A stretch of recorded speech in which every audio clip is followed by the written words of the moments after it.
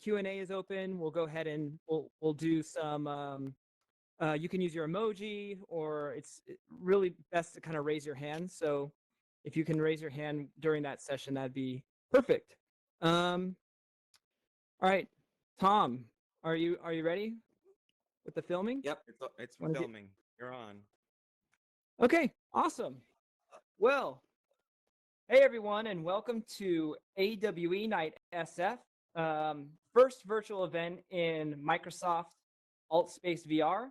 Looks like you all have been taking full advantage of AltSpace VR's new avatar features. Y'all look great, great jackets, hairdos out there. Y'all look phenomenal. I'm Patrick Johnson, co-organizer of AWE Nite SF and CEO and founder of Rock Paper Reality. I'll be your MC for the event today, focused on XR and accessibility.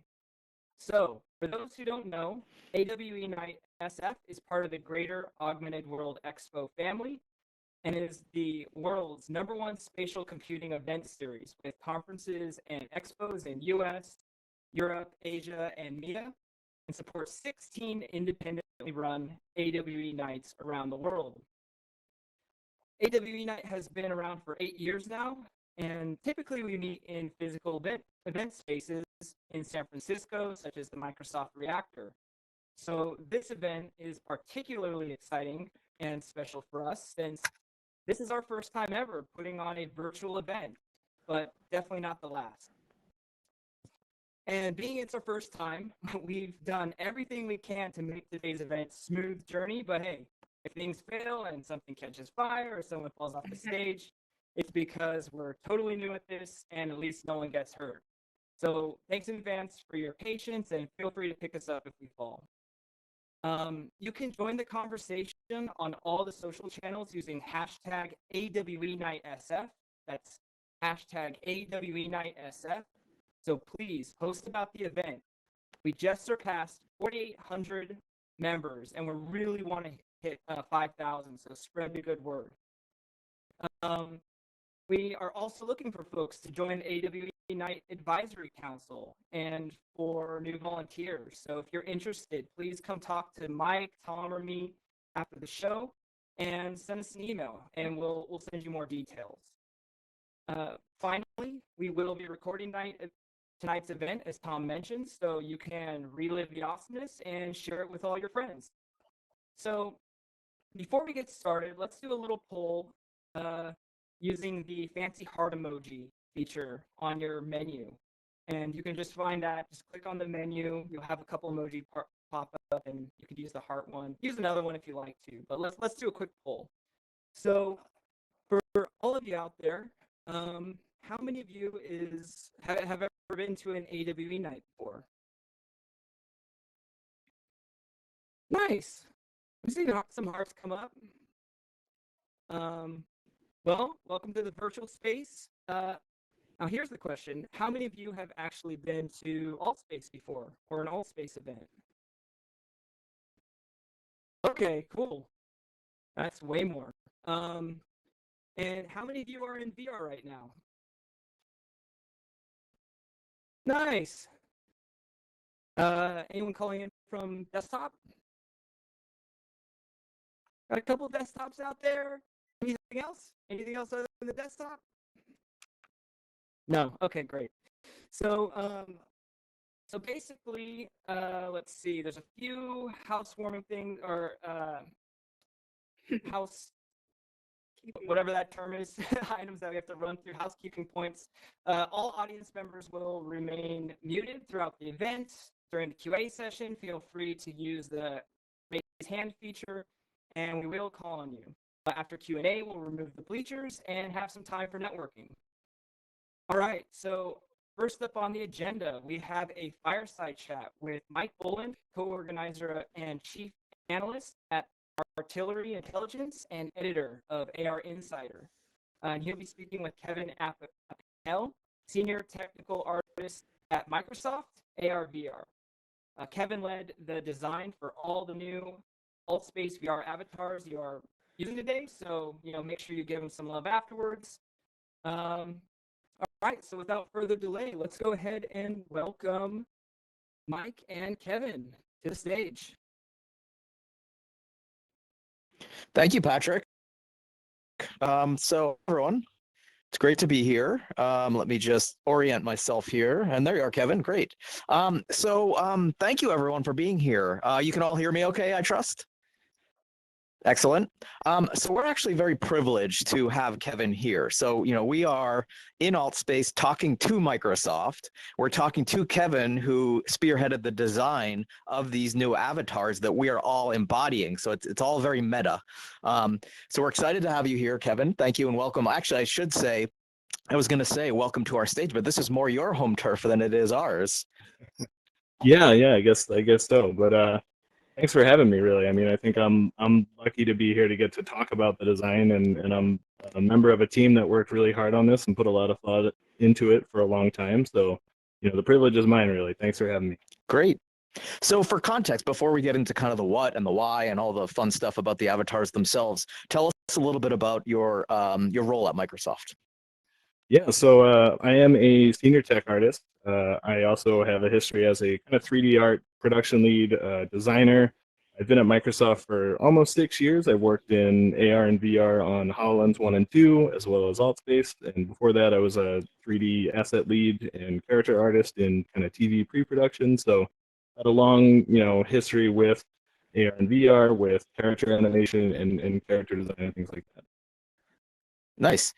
So let's get into the actual avatars. And before we get into kind of the what, I'd first like to discover kind of the why. What were the drivers and what were the kind of inception, the ideas for doing this and for launching this project? Yeah, for sure. Well, when we looked at redesigning kind of the human avatars, we wanted to reinvent them in kind of the signature alt-based art style. We wanted to feel like they created a sense of familiarity and they really matched with our environments, and a lot of the design that we put into the product was cohesive as a whole. On top of that, we really wanted to try and like maximize how much customization people had with the avatars. I think with our old avatar experiences, things could be a little limited, and so we put a lot of thought into how we could give users as much freedom and choice in their appearance as they wanted to express. And the last thing was also to go along with that, we wanted to kind of redesign a lot of our customization systems under the hood to have more flexibility. One, so our users could have more choices, and also so we as artists on the product could be a little more flexible and have sort of like more options and open-endedness when we worked on art for the avatars. Nice. Now, let's talk a little bit about the actual attributes of the avatars themselves. So at a high level, I mean, you don't have to give us numbers, but I'm very curious on the kind of difference between the old avatar system and the new one in terms of the number of actual kind of variants and combinations. And I think that, pursuant to the theme of today, which is, the optionality to give people the ability to choose an avatar that they can identify with and identify just a wide range of personas. So I guess the question is, tell us a little bit about the range of options and how that helps accomplish that goal.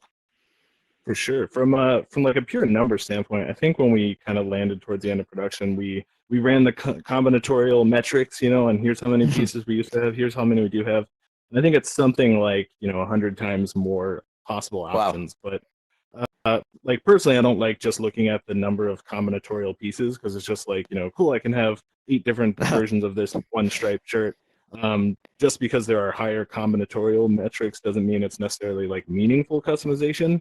And so to pursue meaningful customization and more diversity in our options, we wanted to actually focus on creating accessories that sort of looked very different and gave people a really good starting point to actually make meaningful difference. I think we didn't want to just have like generic short hair 1, 2, 3, 4, 5.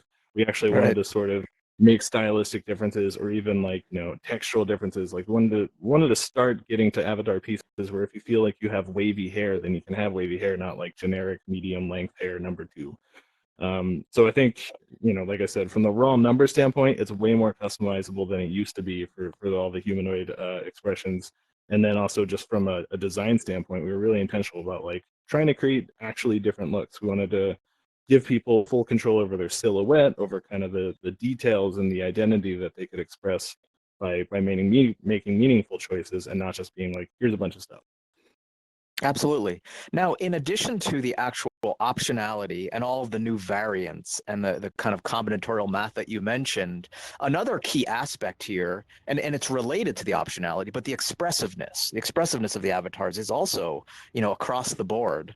And I'm curious what kind of the plan was there and what you are excited about in terms of the different use cases on AltSpace, whether it be new ones or whether it be existing ones that are enhanced through the ability to do things like, eye contact, mouth movement, hand movement, all that good stuff. What do you think that will unlock?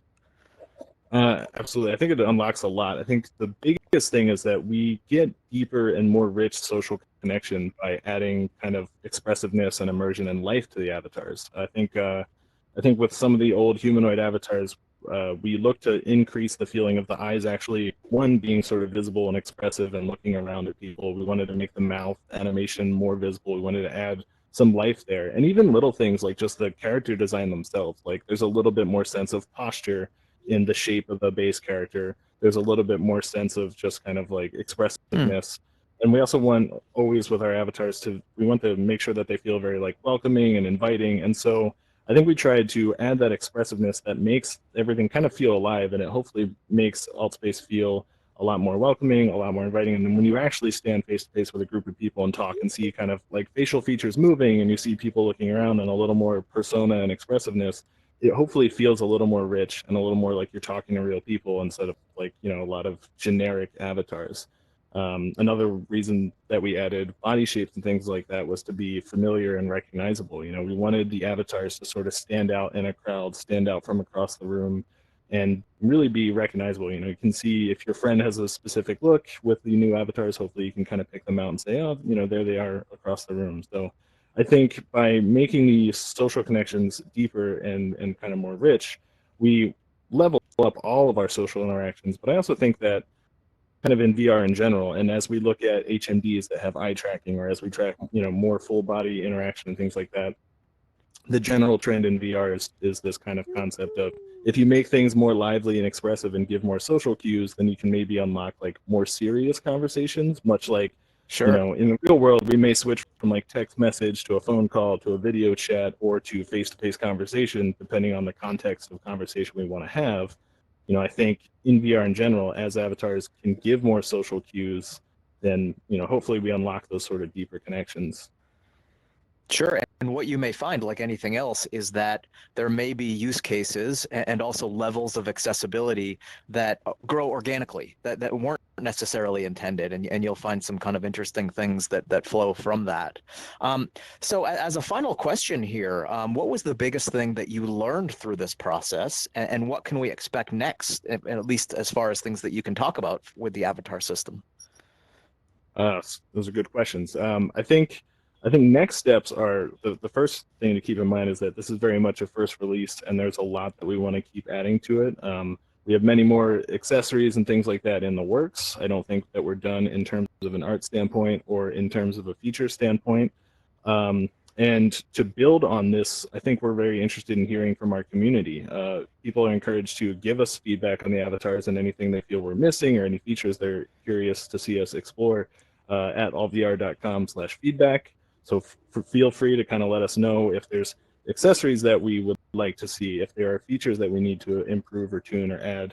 I think we're always interested in hearing from our community, because I think my biggest personal learning in all of this is like we tried very hard to be well researched and inclusive in our design, and we tried to sort of look at where we could go to add ultimate customization to these avatars. And I think to do that, you actually really needed a really diverse like coalition of voices kind of giving you feedback and telling you what you're missing and telling you where people hope that you go with the system. So I think that's my biggest learning. Is just that like it's like an ongoing process, and I think that we all have a lot to learn, about how to make this space better, because it is very much an emerging technology. It's an emerging social space. Like I think we've all seen in AltSpace people invent new ways of communication communicating in these new ways. Like the emojis that pop out in the crowd are very unique to this experience. So, I think that there's a lot for us to learn and keep doing, and we're curious to hear feedback on how we can keep moving it forward.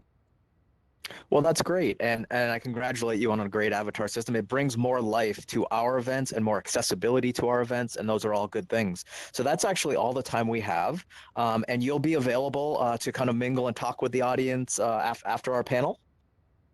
Yes, yeah. Great. I'll be hanging out, so I'll be around. And we had, Right. only Thanks for 10 having minutes me. for this, but we will be having more audience participation in the panel section. But until then, join me in thanking Kevin. Yeah. Thanks, everybody. Thank you. And I'll turn the stage back now over to Patrick.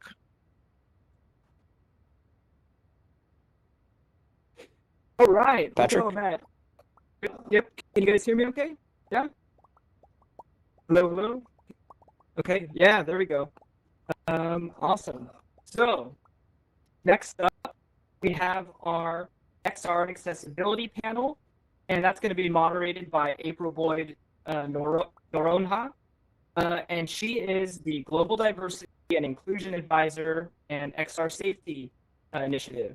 And the panelists include Christopher Lafayette, founder of Hollow Practice and founder of the Black Technology Mentorship Program, Bill Curtis Davidson, Senior Consultant, Emerging Technology Accessibility at Wheelchair Group and XR Access Working Group Leader, and Kai Frazier, CEO and founder of Kai XR. So please give it up to the next group.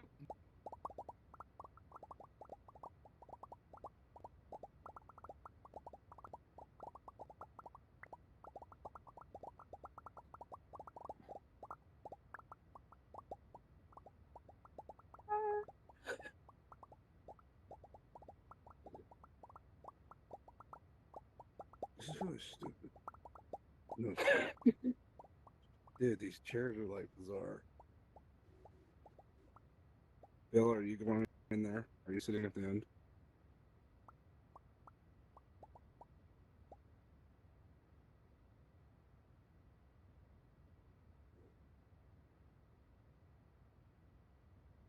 Cool.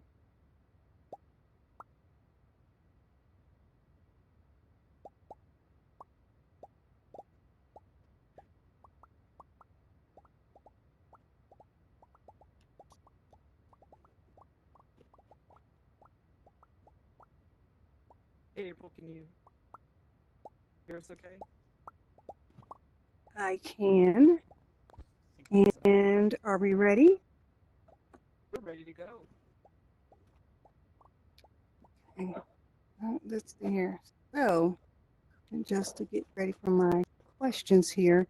So, I am excited about moderating the esteemed panel of experts on XR and accessibility. And I represent, as mentioned, the XR Safety Initiative as one of the various stakeholders in the accessibility ecosystem.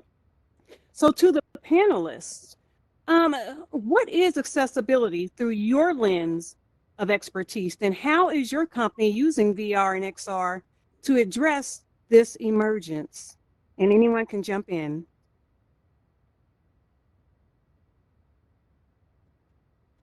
Did everyone hear me? Yes, I can hear you. I'll jump in to Great. start. I'll say I'm ready. for me, accessibility for me means that everyone has an equitable chance of utilizing a proposed solution. And to do so, those solutions were going to have to be created with empathy for diverse needs. Yes. Other panelists, And jump right on in.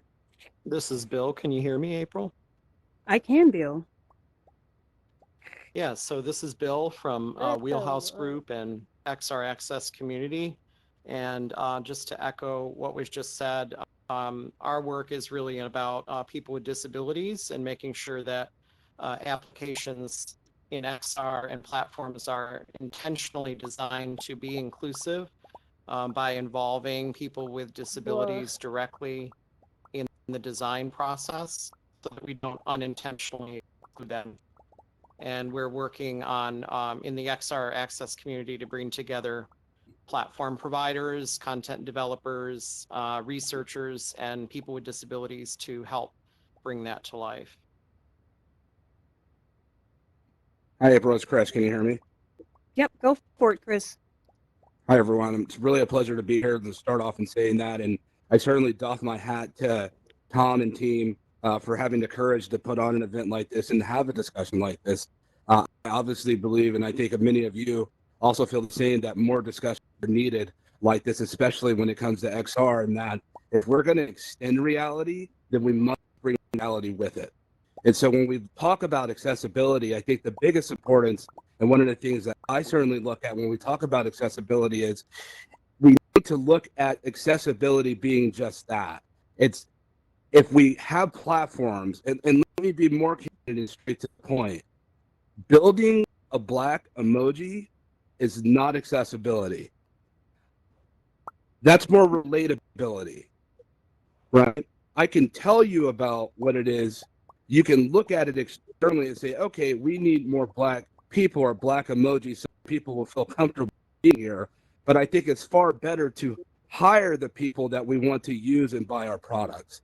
And I think accessibility will be more greater when we have people that look like me build platforms like Altspace and not just give advice to the people that build it. It's a far cry difference. And so accessibility needs to be accessed and built by the people that it aims to serve. So, and did everyone have an opportunity? Yes. So, digging deeper into what your particular roles are, how has your company been using VR and AR to address this emergence of accessibility? So tell us what your company does or what the avenue that you're using.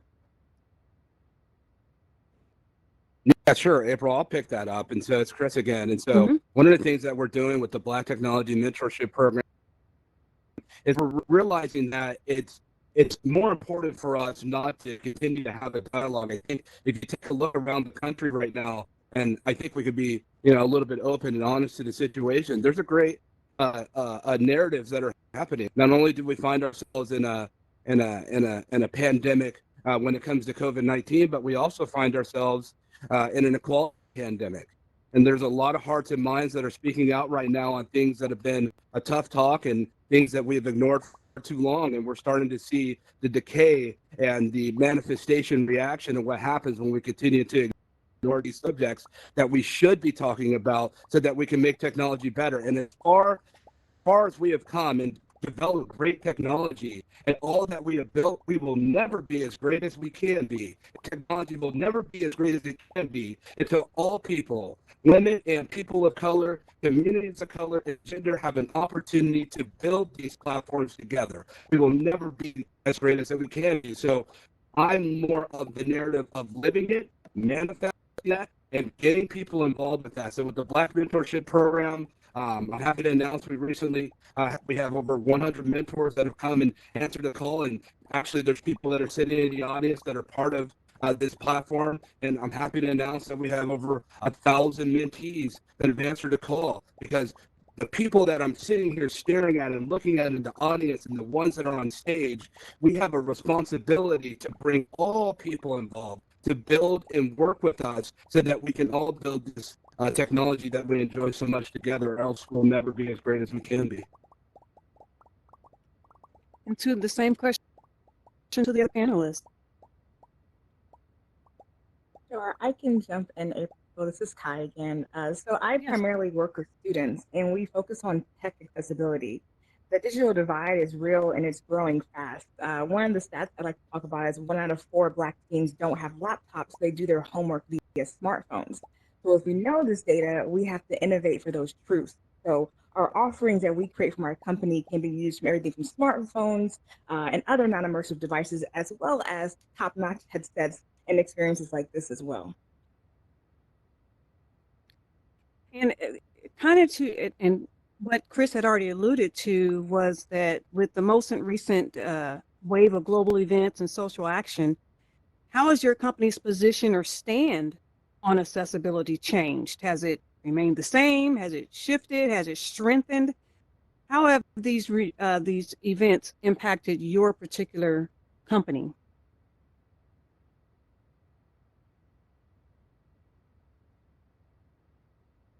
Well, I will jump on again. Is there, yes. No, I could jump in. So for my company, we didn't need COVID or the murder of George Floyd to let us know that there were some real issues that were happening. In fact, I created my company to address accessibility and things like that. So the change that we have seen, particularly, is just a renewed interest in some of these practices that should have been adapted from the very first point. For example, we are, when kids have to go from being in school to doing school at home, we saw some huge gaps, and it was leading to digital truancy, kids who just can't show up for school simply because they're lacking a laptop or Wi-Fi and things like that. So it's been a renewed interest for community support to help our mission, but we need these things to happen regardless of a pandemic or a gruesome police murder, things like that. This is everybody's work, just not the people who are directly being affected because of these situations.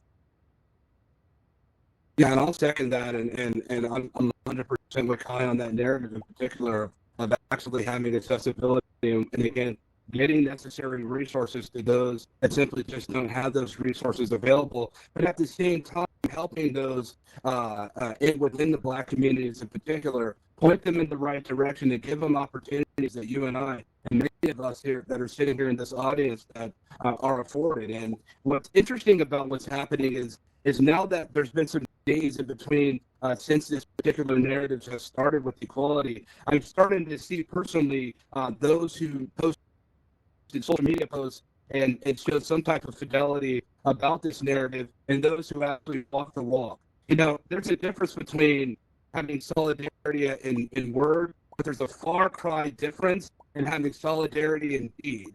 And so when we're able to see who really is for wanting to actually see change and who is really for wanting to have better equality when it comes to building our products. Look, platforms only understand the benefit they gain when they find themselves diverse. And we talk about ecosystems, and let's be clear, when we're talking about ecosystems, we're not talking about a set of hardware and software. Ecosystems are people. And culture is not separate and apart from technology. Culture is technology. And so the more culture that we have, that we find in our ecosystem, the stronger that ecosystem becomes. And the more homogeneous that ecosystem is, the weaker it is. And so it behooves us in technology to build culture, and to bring more people, more voices, so that we can have different perspectives and narratives outside of our own understanding to build a better.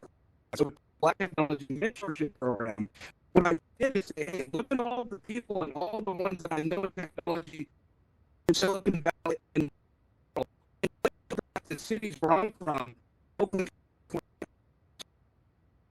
and how do I take all these geniuses on the right side and all of these hidden geniuses on the left? How do I bring them together? And so that's exactly what I've done, is bringing these two worlds together. And the mentor program is not necessarily mentors helping mentees. It's extending a hand to help our mentees are extending to help our mentors to remove some of the implicit and explicit biases that they find themselves in. So it's a two-way and a two-way game. Ultimately, the technology industry as a whole will gain from having greater accessibility and diversification in the frame. Here I'm looking at all states. I've said with people that actually built this program before Microsoft took over. And I can tell you, to be candid, surely need more color when it comes to operating in the virtual 2D and 3D narrative. That's safety, that's cybersecurity, it's across the board, and we need participation. And so for those that are sitting here on stage looking at me and saying, I have a heart for this, then I encourage you to go to Christopher Lafayette to help support this initiative. And if it's not my there's others on the stage that have other initiatives that ask you that I implore you to acquiesce to, because it doesn't help to be on the sidelines for warning people to get in the game. It's necessary. And Bill, I want you to jump in first on this one. The question is, all three of you that are on the panel today address accessibility in XR from a solutions-driven mindset. And I really appreciate that, because that's a whole other dynamic here to the topic today. Are there other solutions needed, though, that will further drive this much needed and ongoing awareness from a solutions-driven mindset? And Bill, can you begin with that?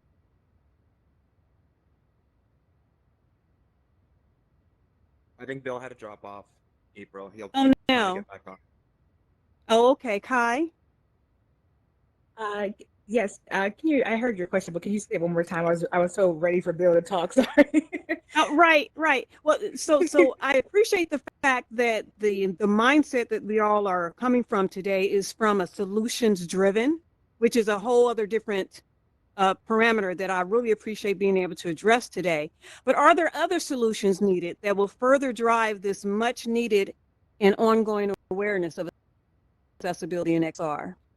Sure. I can say for me, like I said, all my answers are rooted in working with kids. And when we're talking about bringing these other solutions in, a lot of people don't know that there are solutions to be made because they've never seen VR. And that's a really, most of our work starts in educating people.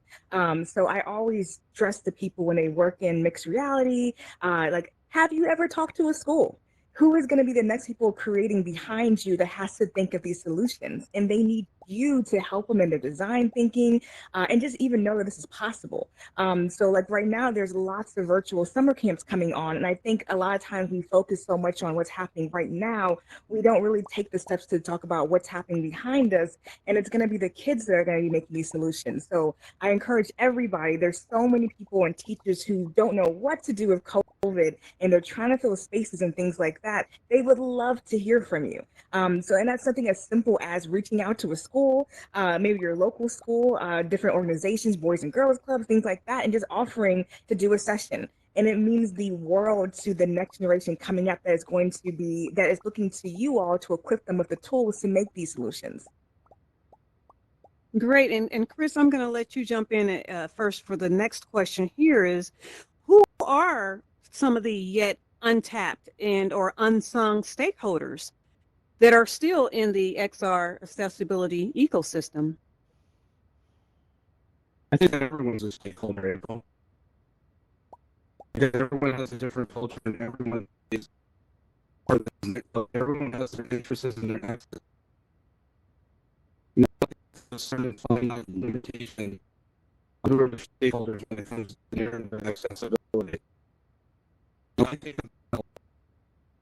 those who can help get these things going on.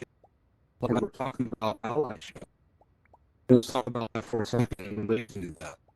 But they're stakeholders, whether they realize it or not, they are. But it takes a certain amount of vulnerability and open-mindedness and an open, willing heart to look outside of ourselves and realize that there's other people that are wanting to build with you, and other people that are wanting to build together, and other people that want to contribute, you know, and have just as much fidelity and a care for your platforms that we use every day. You know, but we realize more and more, we're beginning to realize more and more that the devices and these platforms that we use every day, there's not people that look like me that have built it. And I believe that when you do bring people like myself, young adults, our youth, our children, and adults, and bring them to the narrative, the greater that your platform will be. And it's not just a feel-good initiative, but looking at diversity 2.0 as a revenue driver. You know, when we talk about accessibility also from a technical perspective, now we're looking at perception and cognitive fidelity. Because now we're talking about interacting when it comes to avatar development and it comes to virtual development. Now we're talking about playing on the senses and on the cognition. Now we're talking about environmental and contextual fidelity. And the human factor certainly comes into play to interact and make our experiences more highlightable. But folks, you must certainly understand, if only a certain group of people get to build these interactive virtual environments, and if only a certain group of people get to build these artificial intelligent environments, it's the more going to push us out, and we'll get more of the same of what we experience in the real world, if you will. And we're only bringing that same narrative to virtual environments. But that's not the real world, and that's not the virtual environment. Why would I want to go to a virtual environment to get more of what the real world, or more of what I don't get in the real world? Right? And so we want to be able to do better, and here we have an opportunity for greater unification. And so that's what we're focused on. Educating our youth, educating our children, to let them know how to identify with implicit and explicit biases, to be able to pair those with people that don't look like them, that don't come from where they come from, to be able to say it's okay to work with people that don't look like you. And these people are willing to help you out and extending a helpful heart to build with you and to help bring you to where we're already at. Because these hidden heroes want to work with hidden geniuses, and these hidden heroes have taken some vulnerability. So when we talk about who are stakeholders, let's talk about leadership. Let's talk about executive board members. Let's talk about all homogenous male executive board members. There has to be some type of vulnerability with our stakeholders. There has to be some type of open-mindedness to be able to penetrate this hard ground. And it's a shame that it took the death of a black man in Minneapolis for people to be chances what it is that hasn't been done. And so we realize now that we haven't done enough, but it would be a damn shame for another person to die or to fall victim to realize that we still haven't done enough. Aren't we tired of being so reactive? How about being proactive? How about doing things before someone else dies? How about moving forward before someone else gets hurt or another person gets alienated? Aren't you guys sick and tired of having these conversations? I'm sick of being, we talk about in Silicon Valley, all the diversity and inclusion positions that are out there. I'll be so much more happy when there is no need to have any more positions for diversity and inclusion, and that we can move forward in inclusive environments. And for our children, they won't even know what diversity and inclusion is because we got past it. And I agree, and I just want to make this note once again that I totally appreciate the fact that each of us that are here on the panel today are representing from our own specific lens, which is in a way even the perfect example of being diverse. Each of us on the panel today can appreciate also the collaborative effort that it's going to take to push the level of awareness and accountability on the topic of accessibility in XR. When we look at the collaborative effort, though, I do, in Bill's absence, I don't know if he has rejoined us, want to mention and give great kudos to the XR Access Symposium that just occurred, and the depth and of speakers and the breakout sessions that occurred were awesome. I personally did not get to attend all of it, but day one just further opened up my eyes to possibilities and just where we have much more to go and much more to do.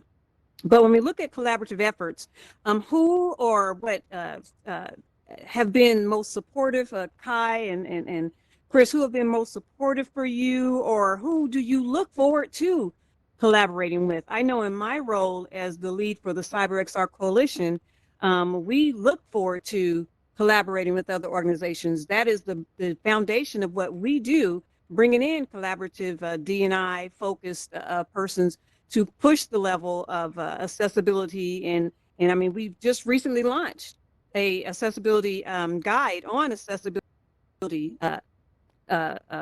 being diverse and inclusive on safe environments within that realm of XR. So when we talk about collaborative efforts, Kai and Chris, where else can we go? Who has been supportive along the way with your respective efforts and initiatives? Can you share a little bit about that with the audience today? Sure. I will say for me, I cannot give enough shout outs to the Mozilla Mixed Reality team. This was the first time working with them that I didn't come through a diversity program. It was just, we like what you're doing, how can we help? And it was world changing for us, for my team to actually have that.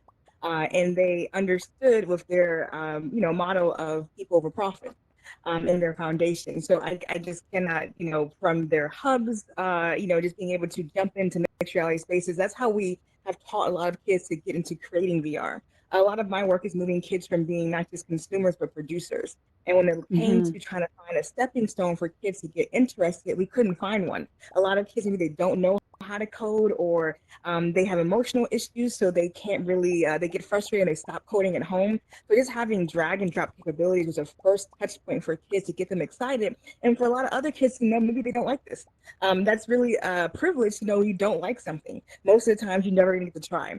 So I can't say enough good things about their team, their leadership. And then I'm always looking for people, we really focus on the digital divide and tech access. I'm really looking at working with other groups that focus on areas of vision and mobility and auditory and language and learning disabilities, and how we can also, improve our offerings to include a lot of other groups, so we have the best possible products we can for all of our students. And one thing is not even related. I just want to add, for so many people who are in this audience that are making mixed reality tools, I also challenge you to put whatever you're working on in front of a kid and a senior. And if that doesn't change your whole outlook on how you make and create, I wish everybody would do that, because it would shape a lot of different conversations. Exactly. And Chris, be brief, because we do want to have time for Q&A. Add to that, I know you have something to add to that. Sure. Now, when I first announced this program and went public with the BTMP, the Black Technology Mentorship Program, to my colleague, I didn't really know what would happen. I felt very vulnerable, and I didn't know how people would look at me, and being that I'm a technologist, but I also deal in culture and eco-culture, and for it to be so embraced by our mentors that have signed up, and so many people within the XR community in particular. I'm sitting here we're at this AW platform, and talking to people like Ori Embar, who has answered a call for ventures, and said, yes, we'll be part of your program, and we'll be community partners. And I'm sitting here looking at Tom Emmerich and telling him, we're not strangers, and we've had talks about D&I and how to make it better for AWE, and AWE has certainly stepped up to answer the call to want to make it better and accessible, not just for communities of color, but for women and all different types of people, and understandings of outlets and people that we don't know, in situations that we don't know. And so within the coming weeks, we're going to announce, just as much as our mentors and mentees have answered the call, we've had companies and corporations that are now joining on as sponsors. And I'm really quite surprised, to be candid, of how so many different corporations have stepped up, and we'll be announcing here in the coming weeks of all of those that have come to the table, and platforms that I never would have thought in a million years that would even come and part of this per venture. But I just think now is the time that people really want to make some change, and I just believe they have it in their hearts to do it, and people are willing to go the long haul and to go the distance. And having an event like this today on such an occasion is indicative of that. Right. And I tell you what, I'm not sure where we are with time, but I want to give each one of you an opportunity to give a shout out for yourself of how the persons in our multiverse can contact you before we go to Q&A. Make sure we get that information out. Sure. So for me, you can visit our website. It's kayxr.com. And then to everybody that's in the group, I just have to say thank you so much, because so many people in this group, in this community, you guys have been monumental in helping our work. I cannot stress enough, getting into mixed reality is such a high barrier.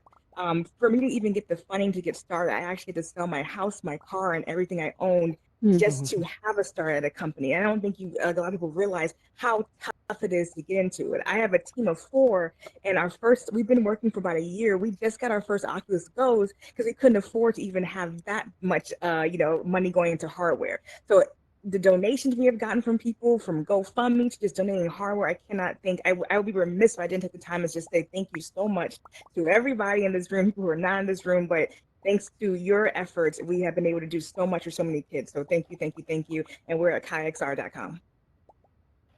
Bill, where can we contact you for? I gave you guys a shout out for the XR Access Thank you. Symposium. Sorry for disappearing. No worries. Headset problem with overheating. Sorry. So yes, I'll be around for mingling, assuming I don't disappear again, but thank you for giving us a shout out. xraccesscommunity.org is where you can get more information about our community that's focused on making sure XR is accessible to people with disabilities.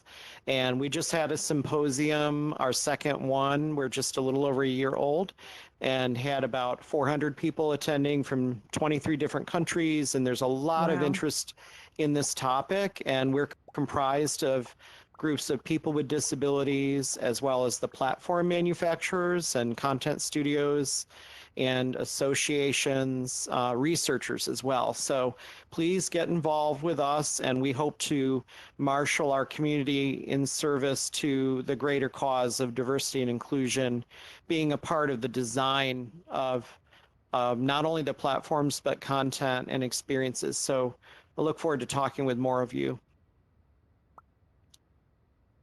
Go for it, Chris. Yeah. Where can they contact you? The best way to contact is ChristopherLafayette.com. And I want to say this real quick is that, you know, when I came to Silicon Valley with Black, I found myself living out of hacker spaces, hotel, someone else's sofa, sleeping and living outside of Google and Apple and places like Facebook. True story. Go seat in my car. Now I find myself in a situation where I've had the pleasure to be flown around the world, to speak around the country and around the valley, and globally in places like Europe, talk about technology and culture. And there's a lot of people that don't look like me that help teach me, technology and bring me and help play the part of bringing it into format. And I felt a need to go back to where I'm from, places where I'm from, like East Oakland, California, to be able to have folks that look like you that took time to help teach me. And I want you to teach them. So 1 hour out of your whole year is all I'm asking for people to hear your story and what you do in technology from the sound of your voice. 1 hour, out of your whole year would change their lives significantly. So ChristopherLafayette.com is where you find the program. You sign up to become a mentor, so many of you in the audience are, and that I'm looking at. It'll mean a lot, and I know that you'll get something out of it. And I am the moderator, April Boyd Nerona, and the lead of the CyberXR Coalition, where we focus on D&I initiatives and narratives and policies and procedures in XR and cybersecurity. I can be reached at april@xrsi.org, or our website is cyberxr.org. So we'll open it up for questions, guys. Is that where we're going next? Yeah, and April, are you comfortable using the panel for taking questions, or do you want me to kind of run that part? I better turn it over to you. Okay. Patrick, I think. All right, everybody, we have a little bit of time for some questions here. I'm going to go ahead and open it up, so feel free to raise your hands. Just 1 second here. All right, so if you have a question, just feel free to click on the raise hand feature. That will be right, should look like that. All right, here we go.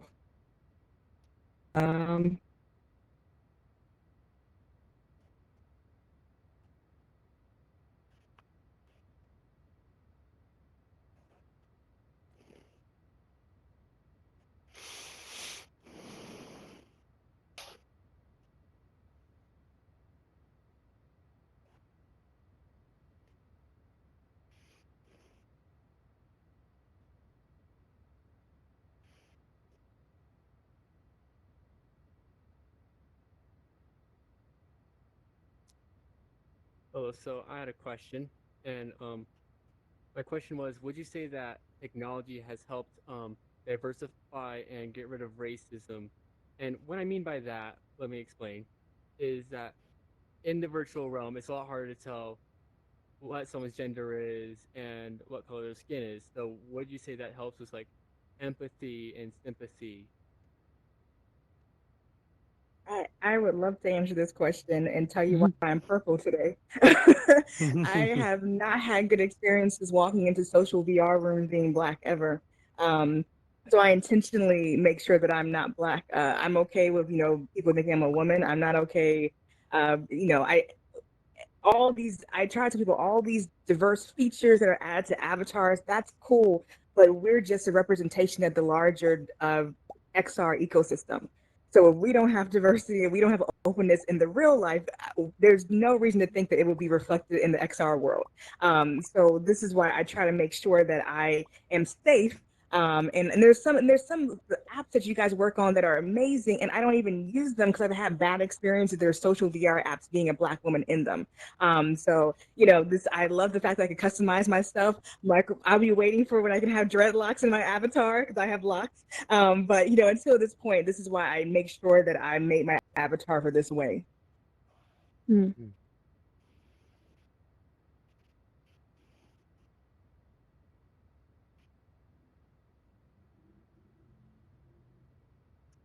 I think I could also add to what Kai just said, if there's not another question, and that is with disability is a self-disclosure process often. And in social XR, and we've seen this as far back as Second Life and previous, where the disclosure of a disability or the identity of having an assistive device or any kind of customization to the way you present is something that is a self-disclosure process. And it also carries with it, as Kai was just saying, this kind of, people assume something about you by the way you are representing yourself. And some people have chosen not to represent their disability in a virtual representation of themselves, and some do. And of course, there are a lot of limited options there. It's not like we can customize at that level yet, but I think we've seen that happen in gaming, like in Xbox avatars, for example, where there's a lot of great options for prosthetics or different kinds of options. So it's similar to what Kai said, is that there's a choice made about how you want to be represented and assumptions made about you in this virtual space. Yeah, and I'll even add on that right now for our platform, we're deciding on the avatars, and I'm probably going to make it so you cannot be Black or white or something else. You can only be a color.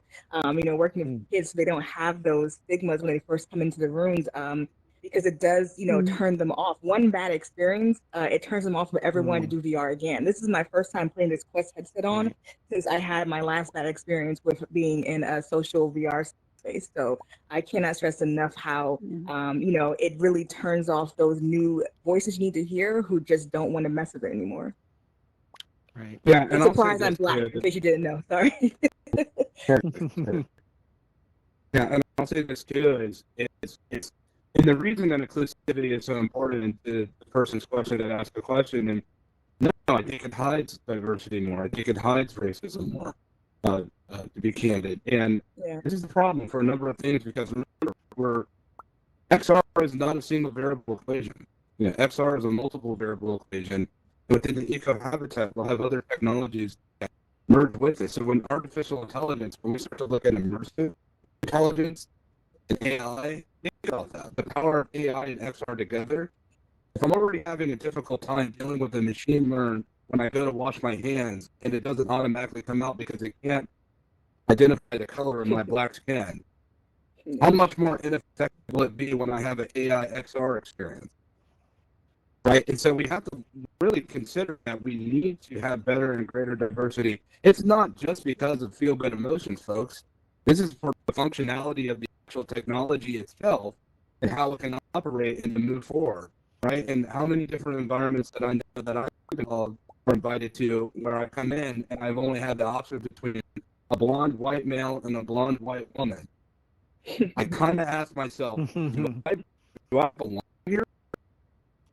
If you've never been in that situation, you don't know how that feels to walk into a platform that seems to be so welcoming, but at the end of the day, it certainly doesn't manifest itself as such.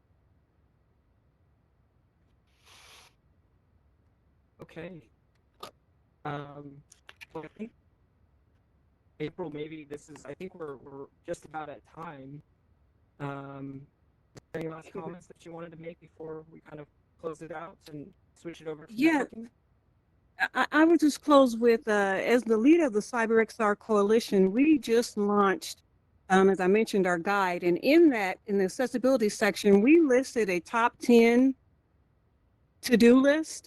And, I talked earlier about being solutions driven. So that is a great start, in addition to what all of the others on this as well. So cyberxr.org is where you can find that top 10 list specifically addressing accessibility. Awesome. Well, thank you all so much. That was such a good panel. Can we get a round of hearts and applause and everything else for the panelists and all the speakers tonight? All right. And yeah, I hope you guys all enjoyed the show. This was so exciting. It's great being on an actual virtual stage. And like, you know, typically right now I'm in the UK and I have to fly back to San Francisco now since I'm kind of going back and forth for this. So it's great just to put on a headset and then, you know, we're all together again. So once again, thank you all so much for the great conversation and the participation tonight. We're going to open it up to some networking, so feel free to mingle. Make sure, once again, that you hashtag AWE Nite SF and follow us on Meetup as well.